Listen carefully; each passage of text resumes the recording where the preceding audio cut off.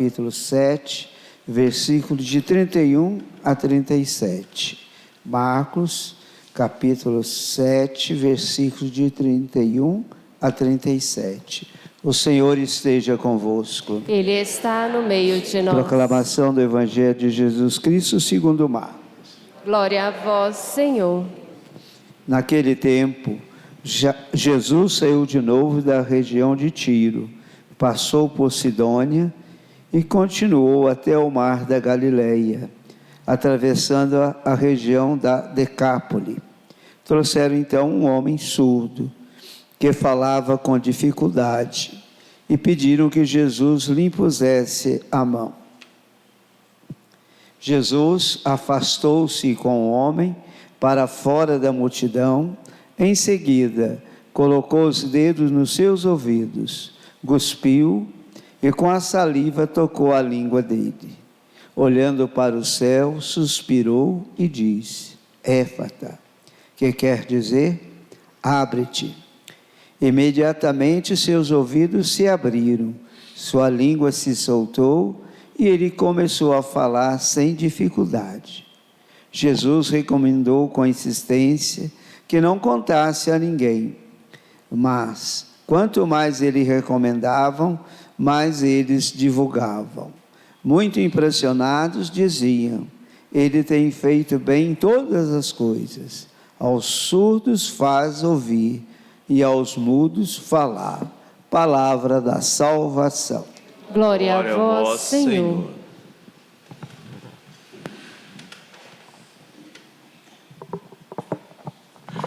Queridos irmãos e irmãs, hoje acolhemos também as 320 pessoas que estão celebrando conosco nesta sexta-feira. Então a você, meu irmão, minha irmã, nosso carinho, nossa comunhão nesta sexta-feira. E dentre vocês, 4 pessoas para representá-los. Aqui a Lúcia, Volta Grande, Bahia. Não, perdão, é Lídia. Nem é Lídia, nem é Lúcia. É Lícia. Eu acho que agora eu não vou esquecer, Lícia, seu nome é nunca. Lícia, Deus te abençoe, Deus te guarde, Deus esteja contigo. A Heloísa Jaboticatubas, aqui em Minas Gerais, né? Deus abençoe. Lembramos aqui as irmãs, né, lá no mosteiro de Macaúbas. Deus possa também abençoá-las. Helder, em Ubatã, Bahia. Helder, Deus abençoe a você, meu irmão, abençoe também sua casa, sua família. A Cristina, em Alfenas. Cristina, Deus esteja contigo e também com tua família. Amados irmãos e irmãs, estamos então agora no capítulo 3 do livro do Gênesis, a questão do pecado. Diante de tudo aquilo que Deus fez e que viu que era bom, agora nós vamos nos deparando com a privação de tudo. Mas aí é interessante, né? Como é que a coisa começa? Toda vez que eu leio esse trecho da Bíblia, eu me lembro dos sorvetes, aqui eu faço propaganda, né? Dos frutos de Goiás, ou então os frutos do Cerrado, que é mais amplo ainda. Eu não sei se você já entrou numa sorveteria, Frutos do Cerrado. Lá em Betim deve ter umas 2, né? Devem ter umas 2. E quando você chega, você fica vendo assim, a quantidade de fruto que tem. Isso no Brasil. Agora você já imaginou no mundo inteiro quantas frutas existem que a gente nem conhece? E o que o Senhor disse? Pode tudo, só não pode uma.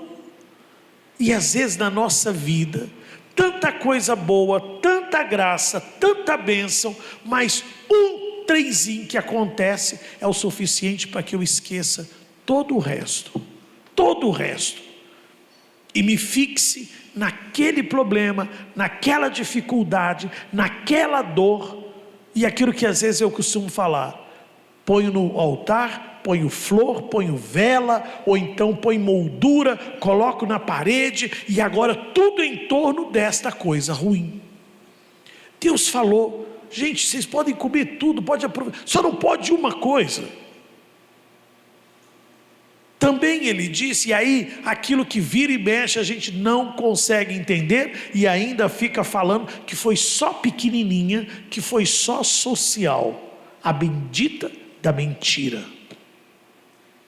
A mentira. Porque quando Deus fez o homem e a mulher, ele disse o quê? Façamos o homem e a mulher nossa imagem e semelhança. A bendita, né, vem lá, o mal vem e diz assim: é mentira. Se você desobedecer, você vai ser igual. Por isso, daqui a pouquinho na Quaresma, nós vamos vivenciar, e na Semana Santa mais ainda, vamos cantar tantas vezes: Cristo se fez obediente. Obediente. E esse verbo nós vamos ver, obedecer, daqui a pouco. Mas aí essa realidade. Depois aquela história: não, pode deixar, qualquer coisa eu resolvo. Pois é, ela desobedeceu, Adão acabou caindo e assim vai. Gente, acorda, o pecado não cai só sobre você não. A consequência do pecado alcança sua família, alcança aqueles que estão em volta. E a gente às vezes acha que não, o pecado é meu. Mas se fosse só com você, estava bom demais da conta. Porque uma pessoa em pecado, ela vai, é aquilo que a gente fala da laranja podre numa caixa, apodrece o resto.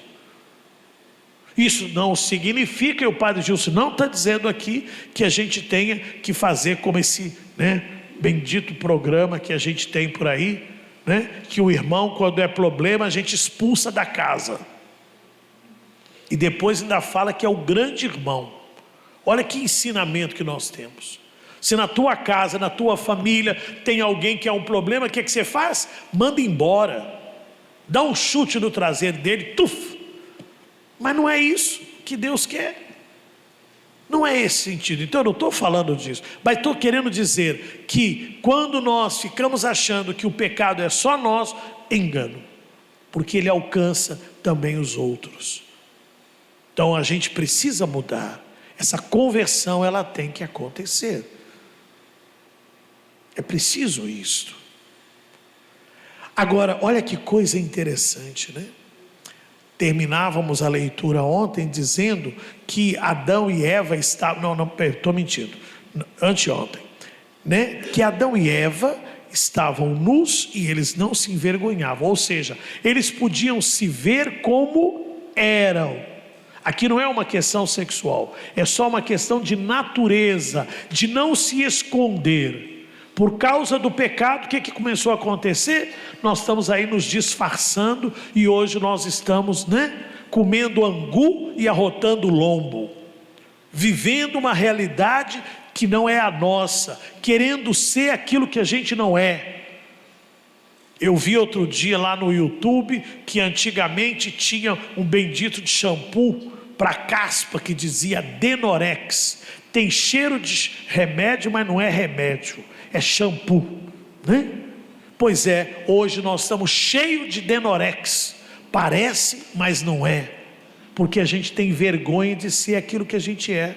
Por isso que de novo a gente cai na mentira. Você passou por aquela rua? Não, não passei não, passei pela outra.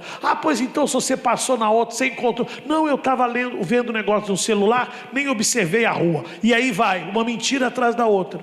Porque eu não posso falar que eu errei, eu não posso falar que eu esqueci, eu não posso falar que eu não sei. Eu tenho que ser politicamente correto. Aí o povo diz, mas é uma mentira, porque senão ia causar um dano. Que dano? Que dano pode causar a verdade? Por isso que toda mentira tem como raiz o orgulho, a vaidade, aonde a gente não quer demonstrar que nós somos fracos, que nós erramos, que nós esquecemos, que nós pecamos. Então a gente tem que inventar uma mentira, e assim vai com tudo. Então não pode. Vamos mudar. Vamos mudar. Agora, para para obedecer. Se o pecado vem de lá da desobediência, a obedir significa ouvir bem. Se eu não escuto bem, não tem como eu obedecer. Não tem como.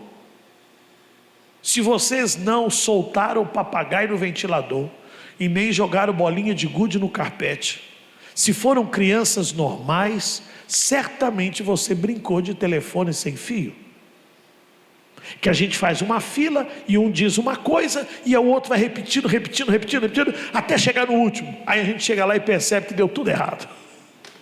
Porque ouviu mal, falou mal. Agora, para ouvir, o que Jesus faz com esse homem que ouvia mal e que não conseguia falar? Qual foi a primeira coisa que ele fez? Tirou do meio da multidão. Porque se eu não me isolo, e aqui não é solidão, não é ficar, não, mas se eu não tenho um tempo para mim, como é que eu vou escutar? Como é que eu vou discernir as coisas? No meio do barulho não dá. De vez em quando vocês não falam, e eu também, né? Espera só um pouquinho, porque aqui onde eu estou está muito barulhento. E aí a gente sai, né? Para poder ouvir o que está falando no telefone. Mas a gente quer se retirar? Não. A gente quer, quanto mais no meio da muvuca, melhor é. E aí aquilo que eu já falei com vocês, de manhã, gente, principalmente, a gente já levanta, já liga o rádio, já liga não sei o que, já põe música, aí já põe na televisão, e aí já começa, e não sei o que lá. Calma, calma, escuta, traz de volta, né? A expressão não é muito assim, coisa, mas você vai me entender. Traz de volta o espírito para o corpo, não é? Faz silêncio, se acolha. Mas não, a gente já levanta numa barulhada, numa confusão, e bate panela, e não sei o que. Que é isso? Não, escuta, para que você possa falar bem, mesmo em casa. O marido, a gente estava falando esses dias do companheirismo, né? Marido e mulher, às vezes os filhos, eu quero falar, escuta primeiro, para depois você falar, mas no meio da coisa já interrompe, opa, vamos escutar, porque senão a gente vai falar mal, aí a gente termina pensando, o que eu ando falando, e a que eu estou dando ouvidos, a que eu ando dando ouvidos?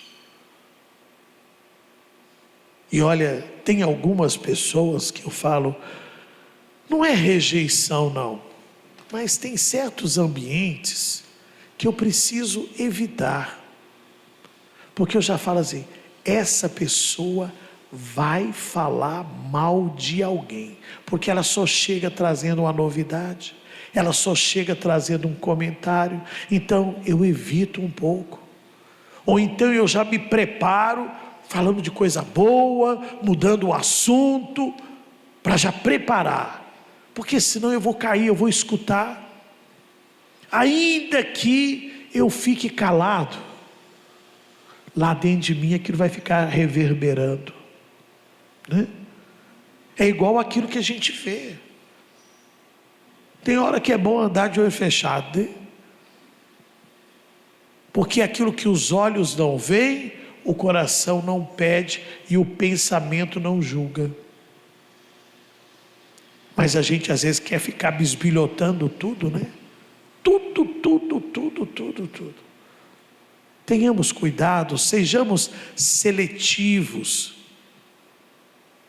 Porque, gente, não se esqueça, é bíblico. O pecado, ele não nasce gigante. A palavra de Deus diz, a gente concebe o pecado. Ou seja, a gente vai gestando. Ele vai aos pouquinhos. Tenhamos cuidado, tenhamos sabedoria. E vamos nos abrir à graça de Deus. Vamos nos abrir à misericórdia do Senhor.